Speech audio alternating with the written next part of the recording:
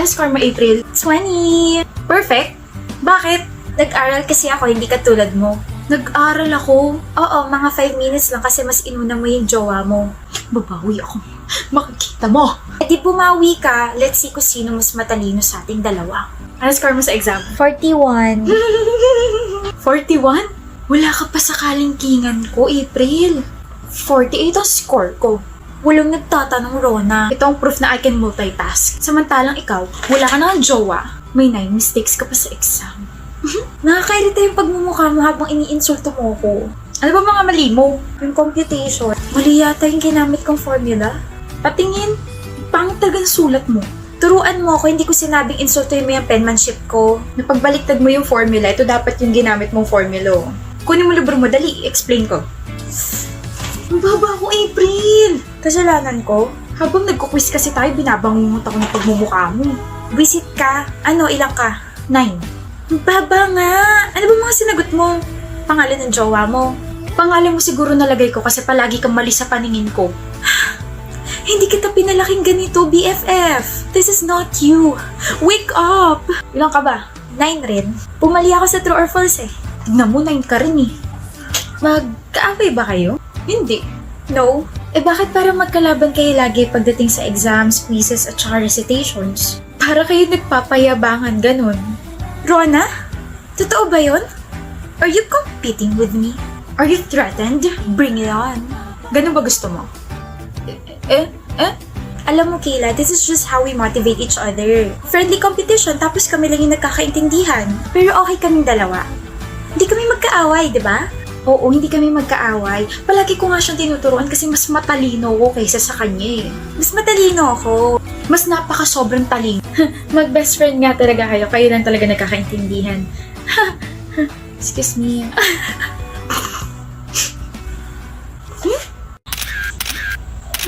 Ginagawa mo? Papapansin sa'yo. Napansin na katatabi. Maiko, Hmm, will you marry me? no. Okay. Nagpapapansin ka na naman ba kaya? Hindi, no. Ikaw na kaya yung nagpapapansin sa akin. Ngayon napansin na kita, pwede mo na ako maging crush. Utak mo may ubo na naman. Maiko, Ano? will you marry me? No. Okay. Ano na namang ginagawa mo? Shh, dinadasalan na kita na sana magustuhan na kita kasi kawawa ka naman. One-sided lang kasi yung feelings mo for me eh. Akala ko ba gusto mo ko? So, ina-acknowledge mo na talaga yung presence and feelings ko for you. Will you marry me, Maiko? Ewan ko sa'yo. Ah! Hindi na no yung sagot mo. Ibig sabihin may chance na ako. Wala. May hinahanap ka? Oh, yung pake ko. Nandito sa bulsa ko. Ako hinahanap mo, no? Feeling. Aminin mo na. Wala akong aaminin. Ako meron. Nag-iipon na ako para sa kasal nating dalawa, no? Ito ang ipon ko. May 10 pesos na. Uy! 110 pesos na. Good luck sa pag-iipon natin. Maiko, Hmm, will you marry me? maybe.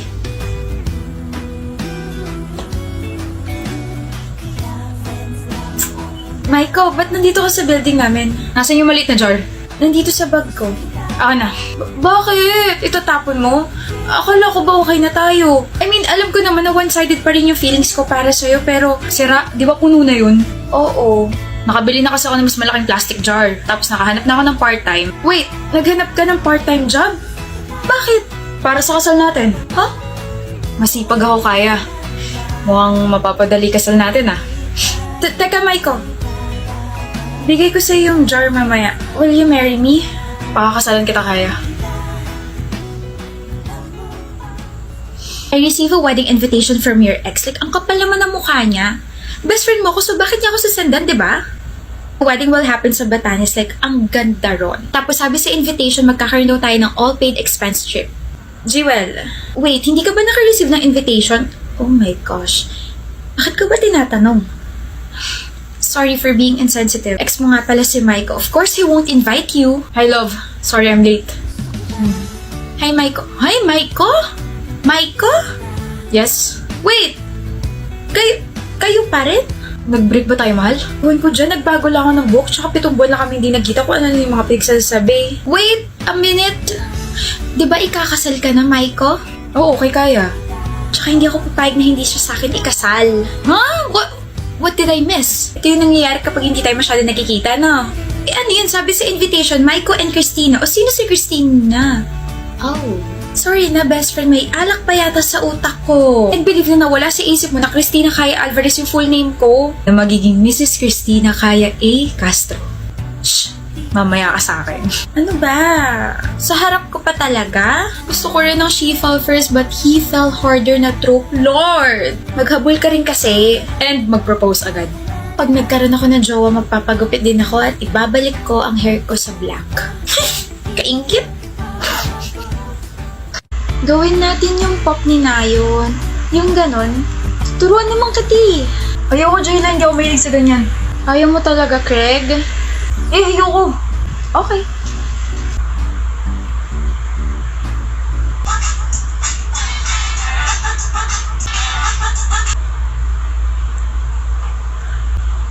Nakahirap. Paano ba kasi ginagawa ng girlfriend ko? Nakakainis.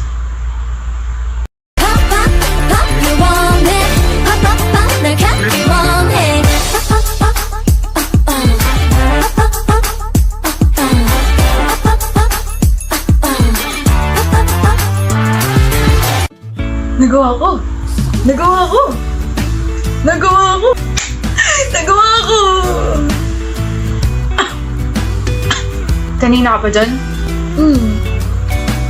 Akala ko ba ayaw mo at hindi ka mahilig sa ganyan?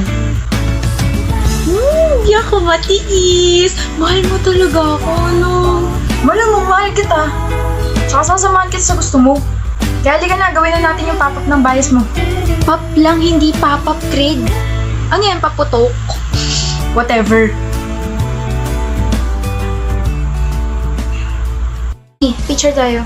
Kanino mo na naman isi-send? Kay Benz. Nasaan na yun? I'm ready. Picture na. Teka, may na-realize lang ako. Bakit kayo magka-chat ni Benz? Bakit kayo magka-chat ng crush nating dalawa? Ha? Ha? Ay. Balita ko kayo na raw ah. Paano mo nalaman?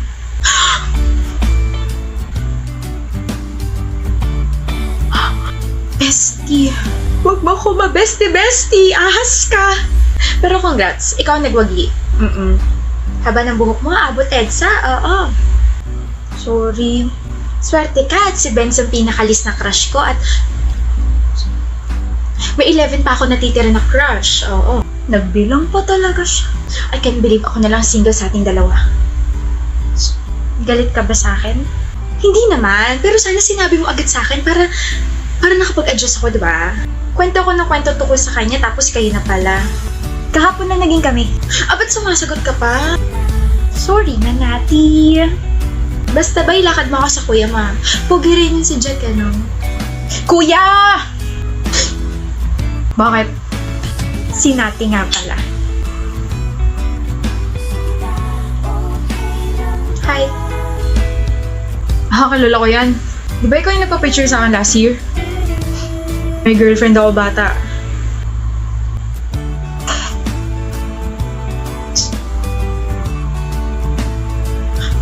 Bata?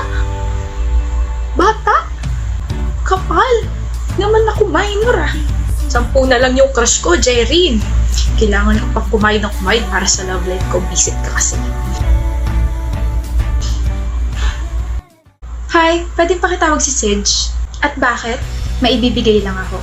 Sa akin mo na ibigay. Hindi pwede. Ano ba yan? Secret, walang clue. Hindi ko to pwede ipagkatiwala sa ibang tao. Sa akin mo na ibigay. Girlfriend nga naman ako eh. Anong connect? Lahat ng mga pag-aari ng boyfriend ko, sa akin na rin. Why? Are you jealous na ganito kami? Masanay ka na. Kaya akin na yung bagay na ibibigay mo sa boyfriend ko. Hindi nga pwedeng yes. Bakit ba ayaw mo? Or baka naman, this is your way para landiin si Sidge. Gusto mo siyang makita at mahawakan yung kamay niya. Malandi kang babae ka. Kakasabi ko lang, diba? Girlfriend niya ako, kaya tigilan mo na siya. Bakit ko naman titigilan ng bunso kong kapatid? Ha? Ate? Ha? Anong ginagawa mo rito? Oh, pinapabigay ni Papa. Ingatan mo raw yung sasakyan, okay? Yun, thank you. Nga pala, Bakit? girlfriend mo ba to?